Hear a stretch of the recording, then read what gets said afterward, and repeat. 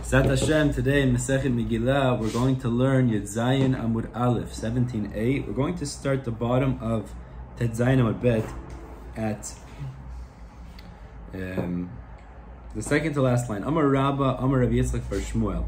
Marta. We're going to start there. We're going to have two sections today, really, which the first section will be the end of this parak, which is about how important is Limud Torah, even more important than Kibud Av Va'em. That's what we're going to say, which is incredible. And then the second parak will start. We'll discuss a series of halachot regarding reading the Megillah, the appropriate way, inappropriate way, and we'll discuss those briefly in the Gemara today, specifically how you're supposed to stand when you read Megillah, how you're supposed to read it. We'll get to that, God willing. Sorry, that's not actually the order. We'll get to it. God willing, we'll get to that in the Gemara. Amar Rabba, Amar Rav Yitzchak Bar Shmuel Bar Marta, Gadol Talmud Torah Yoter Mikibud Av Va'em. Greater is Talmud Torah, even more so than Kibud Av Va'em, more than honoring your father and mother. Shekol Otan Shanim Shaya Yaakov Avinu Beveit Ever, because all of those years that Yaakov was in the yeshiva of Ever, Lo Ne'anash, he was not punished. Now we're going to learn more about this later. We'll see from a story, the way we learn the storyline, that what happened was when Yaakov Avinu ran away from his father, from Yitzchak and Rivka, because Esav wanted to kill him, he was supposed to go and get married. But instead of going to get married, he went and he sat and learned Torah for 14 years. Now, for the years that he was away from his father, which is actually 22 following those 14 years, he was punished. He lost his son Yosef for 22 years corresponding to that. But he wasn't away from his father for 22 years. He was away from his father for 36 years. So the Gemara is going to deduce those 14 years that he was sitting and learning Torah in Beit Ever, which was a yeshiva, he was not punished for not being involved in Kibud Av Va'em. So we see Limud Torah is greater than Kibud Av Va'em. Now, how do we know there were 14 years that he was sitting and learning? That's what the Gemara is going to figure out now from a cheshbon. Lo Ne'anash, the Amar Mar. So this is like this, because the master said as follows, Yud Zayin Amud Aleph. Lama nimnu shnotav shel Yishmael. We know in the Torah, the end of Parashat Chayei Sarah, it tells us the years of Yishmael. It says how old he was, 137 when he passed away. Now, it's very interesting. Rashi learns over here, the question of the Gemara is, why does it calculate the years of Rishayim, of wicked people? However, Rashi and Chumash seems to tell us that when he passed away, he actually did Teshuvah. So it's interesting if to know exactly what the pshat is, but in general, why do we need to calculate the years of Yishmael? So the Gemara says, "Kedei liyaches bahen shnotav shel Yaakov," in order to calculate with the years of Yishmael the years of Yaakov. Meaning the number of the years of Yishmael will imply for us, as we'll see eventually, that he sat and learned, and Yaakov sat and learned for 14 years. How do we know? So let's see, because the pasuk tells in Chayei Sarah, it says like this: "Ve'ele shnei chayei Yishmael me'ah shana u'shloshim shana v'sheva shanim." It says Yishmael was 137 when he passed away. So the Gemara says, Kama kashish Yishmael mi Yitzchak. We know how much older was Yishmael than his brother Yitzchak, the father of Yaakov. Arbeis Arshnit, 14 years. Because in Lech Lecha, the pasuk tells us, Va'avram ben shmonim shana v'sheish shanim beledet Hagar et Yishmael Avram. We know Avram was 86 years old when Hagar, who was his, you could call it concubine or wife, gave birth to Yishmael, 86 years old. Avram is 86 when Yishmael is born. Bichtiv, but in Vayero, when it talks about Yitzchak being born, Va'avraham ben me'at shana bivaled lo et Yitzchak beno. Avram was 100 years old. So we know that Yishmael was 14 years older than his brother Yitzchak. Bichtiv, and in Toldot, when it talks about Yaakov and Esav being born, it says, the Yitzchak ben shishim shana beledet otam. Yitzchak was 60 years old when Yaakov and Esav were born. So that means you add another 60 years. Bar kama hava Yishmael kedit yalid Yaakov. So based on this, how old was Yishmael when Yaakov was born? Bar shivim ve'arba'ah. He was 74. Again, simple math. Because Yishmael is 14 years older than Yitzchak. Yitzchak was 60 when Yaakov and Esav were born, which means that Yishmael would have been 74 when Yaakov was born. Kama Paishan Mishneh, how many of his years remained? Meaning, how many years remained from Yishmael from the time that Yaakov was born till Yishmael passed away? Shitin Mitlat, 63. Because from 74 till 137, you guys, either here or not here, come on. Because from 74 till 137 is 63 years. If I have to calculate something, I need focus. Otherwise it disturbs me. So from 74, which we said is how old Yishmael was when Yaakov was born, till 137 when Yishmael passed away, should be 63 more years of Yishmael's life. Now why is that important? V'tanya, because the Braita teaches us, Haya Yaakov Avinu b'sha'a shenitbarech me'aviv ben shishim v'shalosh shana. That Yaakov was 63 when he received the blessings from Yitzchak. So we know the incident of Yaakov receiving the brachot, Yaakov was 63 years old, which means when Yaakov received those brachot, that was the year Ishmael passed away, based on our math. Ubo beperek meit Yishmael, and that's the year Ishmael died. Like it says in Toldot, the end of it says, it says Esav saw that Yitzchak gave the brachot to Yitzchak gave the brachot to Yaakov.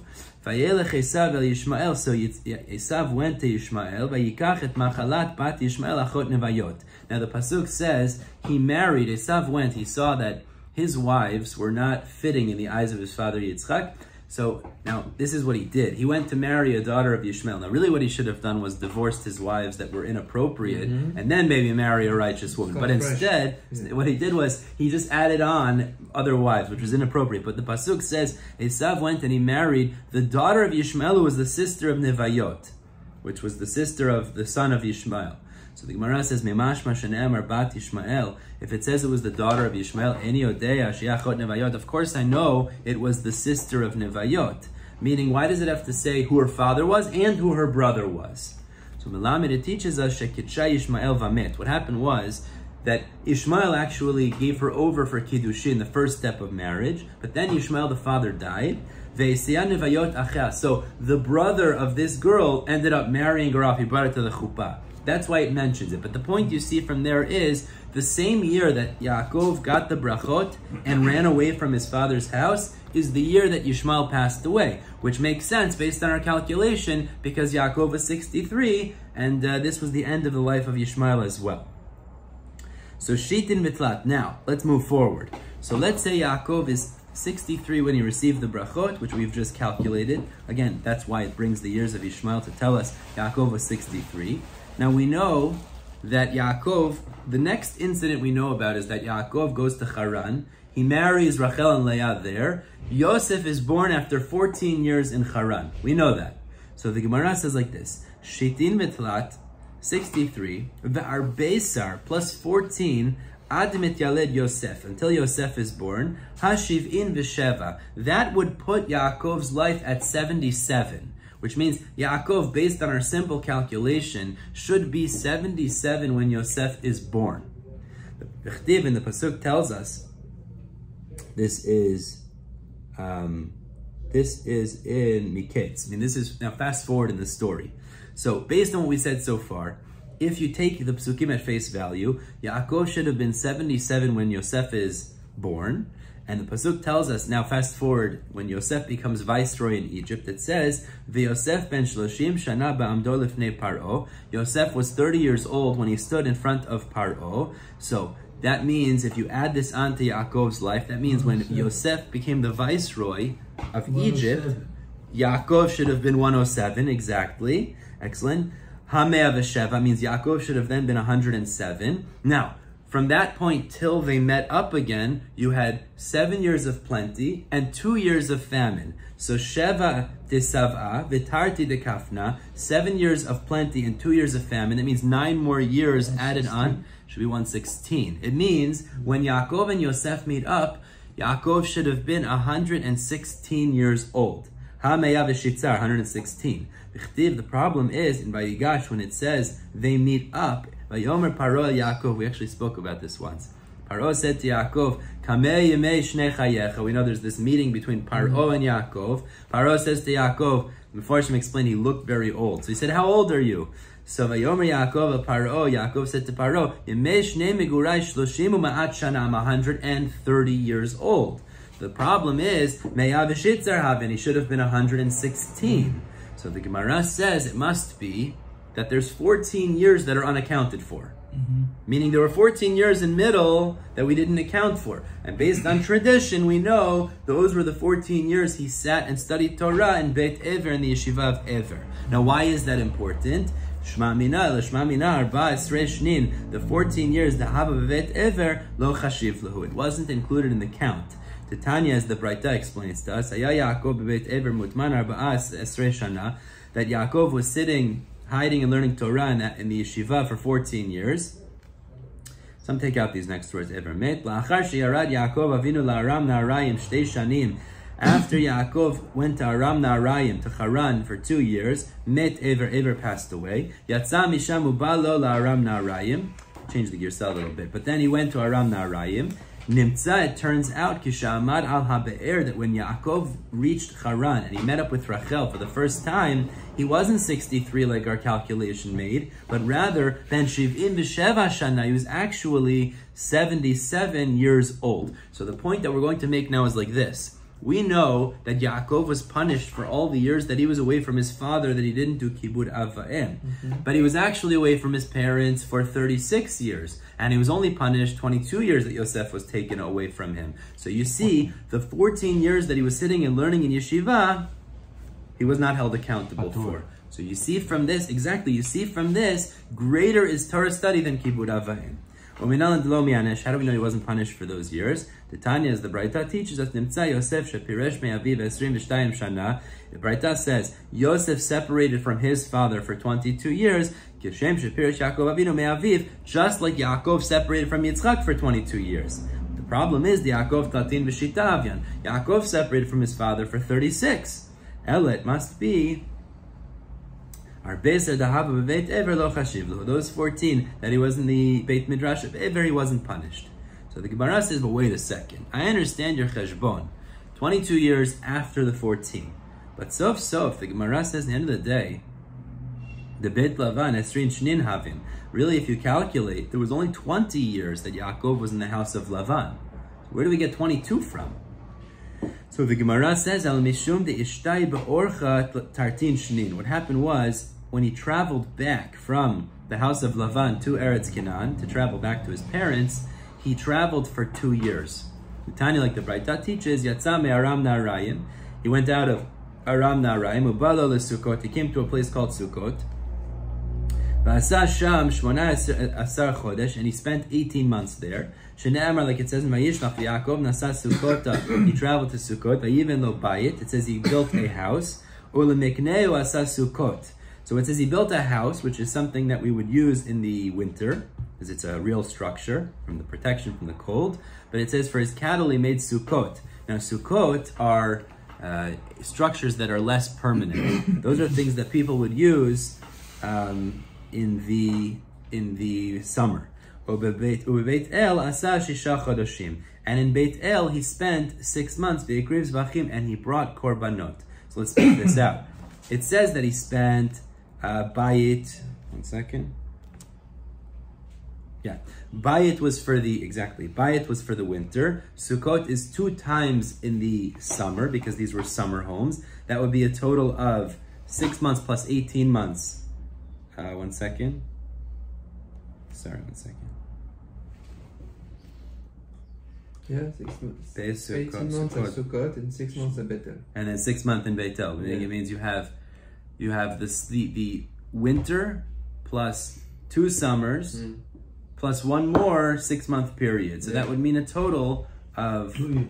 2 years, exactly. 2 years that he traveled, which is why he was actually punished for 22 years that he was away from his father. Hadran alach Megillah Nekret. Hadran alach Megillah Nekret. Hadran alach Megillah Nekret. Let's start the new parak, the 2nd chapter. Baruch Hashem. So he didn't encounter Esau right after he left Lavan, actually. It seems like he did. Oh, sorry, excuse me. Yes, no. If you look in the Psukim, he leaves, and then, yeah, that seems to be he immediately encounters. Immediately after. Yeah, this is after. This is after, I believe. Yeah. And then he stays for Sukkot He slept around for 2 years. And then he goes to And then he gets back to Eretz Canaan, okay. Seemingly. So a total 22 years away from his father. Okay. All right, let's start the new parak. Okay? We're done with Haggadah for a little bit now. Now we get back to the halachot. So let's see. Let's talk about how you're supposed to read the Megillah to be Yotzei the mitzvah. If he reads the Megillah lemafreya literally means backwards, but in the context here it means out of order. Lo yatsa is not yotzei the mitzvah. So it means if you read the second chapter and then the first chapter and then the third chapter, you're not yotzei. Kara peh, if he reads it by heart, it means he doesn't read it out of the scroll. Or karat targum, if he reads it in Aramaic. Or b'chol lashon in any language. Lo yatsa, you're not yotzei. Aval korino ata lo azot belaz, but you could read it to foreign-speaking people in their language. Now, at face value, that would sound like if someone speaks French, you could read Megillah to them in French. Wow. That's what it sounds like. We'll see in the Gemara. However, even a foreign-speaking person who hears it in Hebrew is yotzei. Meaning, even if you don't understand Hebrew, you're still yotzei if you hear it in Hebrew. Kar'a serugin. Serugin, we're going to see in the Gemara, means he made it incrementally. That he was stopping every so often. Meaning he reads a little, he stops a little, reads a little, stops a little. Umet namnem, or he reads it while he's dozing off. Yatsa, he is yotzei. See exactly what these mean in the Gemara. Ayakotva dorsha umagia. Okay, so you have somebody, he was writing over a Megillah, or teaching the Megillah, expounding it, umagia, or correcting it, and as he's doing these activities, he's also reading it. Now it happens to be it's Purim. Im kiven libo yatsa, if he has intention, he is yotzeh. V'im lav lo yatsa, if not, he's not yotzeh. We'll see in the Gemara what exactly it means to have kavanah. Haydak tuva besam uvesikra uvekumus uvekankantum. If it was written, now these are different types of inks. If it was written in any of these types of inks, we'll see in the Gemara exactly what they are. Or if it was written ala ni'ar, if it was written on ni'ar, ni'ar is a papyrus, I believe. It's a paper, but it's made out of some sort of a grass. Papyrus. Baladiftera is unprocessed hides. Lo yatsa, you're not yotzeh. Ad shetehei ktuva shurit, it has to be written in Hebrew. Ala sefer, which is klaf, it means processed hides. Uvidio, with black ink. So those inks and those papers are not yotzeh. It has to be in Hebrew, on a klaf, with black ink. Says the Gemara, how do we know if it's written lemafrei, out of order, you're not yotzeh? Minani milis. Amar Rav, we know a few answers. Says Rav, Amar Kra, kichtavam uchizmanam. Pasuk says in the Megillah that it's done every year like their time, like their writings and like their times. So the Gemara says, Maz manam lemafrei alo, just as regarding their times, you can't do it out of order. Meaning, it's impossible to have the 15th before the 14th. Just it's not a physical reality. Unless you live in the world of sci-fi. But otherwise, you can't have the 15th before the 14th. So too, af ktavam lemafrei alo. So also the way it's written, you can't read it out of order. Second. I mean, when you read it, you can't read it out of order. Says the Gemara, wait a second. Midi kriyaktiva hacha, asiyaktiva hacha. I don't understand. Asiyaktiva. The Gemara says, wait a second, the pasuk there that you're quoting that compares the Zmanam and Ktavam, that isn't talking about reading the Megillah, that's talking about performance of the Megillah. Now, performance refers to the other mitzvot of the day, like Mishlach, Manot, etc. It says over there, Liyot osim et shnei hayamim, to do these 2 days. So you can't bring that as a proof because that pasuk is not talking about reading the Megillah. That pasuk is the performance of the other mitzvot of the day. So Ella, the Gemara says me'acha. This is the source. You can't read it out of order. Dichtiv, because the pasuk says va'yamim ha'ela niskarim v'na'asim. It says these days are remembered, which is through reading the Megillah, and they're performed through the other mitzvot of the day. Itkish zechira la'asiyah. So we compare reading the Megillah to the performance of the mitzvot. Ma'asiyah lemafrei alo, just as the performance cannot be done out of order. Now, in regards to that, one second. It means, again, the 14th and the 15th, meaning you can't do the mitzvot. Sorry, can I have your art scroll for a minute? I want to see something, make sure I'm saying this right. Thank you.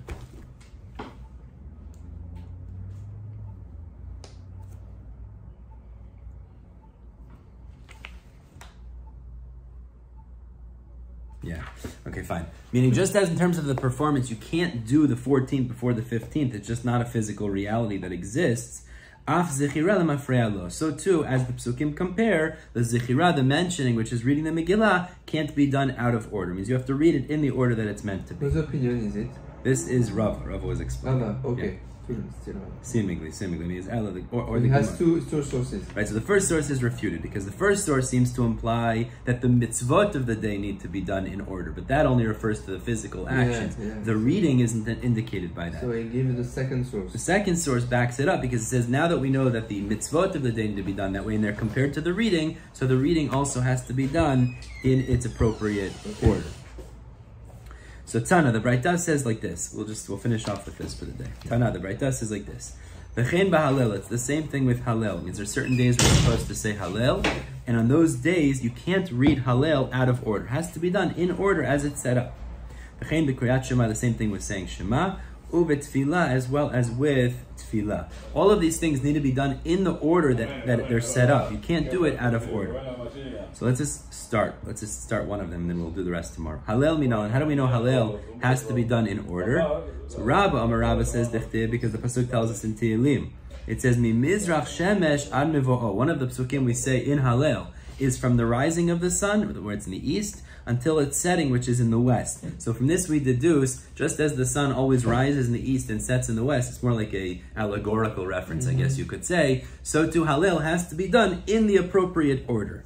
Rav Yosef says, similar idea, which is, Zayom asa Hashem. This is the day that Hashem made for us. Again, just as the day, it always has the same order, rising, setting, morning, afternoon, evening, same story. Also, Hallel has to be done in its order. Rav Avia says it's based on a pasuk. Now this is a pasuk in Tehillim, Kuf Yud Chet. The pasuk there tells us, also in Hallel, Yehi Shem Hashem Mevorach, the name of Hashem should be blessed. Now Yehi means, when we use the word Yehi, it means as it is. Meaning say Hallel, Yehi, in its way, as it's meant to be. The pasuk tells us Me'ata v'ad olam. We say also in Hallel, we say from now and forever. So just as Me'ata is before ad olam, again, the idea is Hallel needs to be done in the appropriate order that it's meant to be. I guess we'll stop here. We'll pick up tomorrow with Kriyat Shema. So we'll go through Kriyat Shema, Tfilah, showing how these need to be done in order as well. Yom Tov. Yeah, I was gonna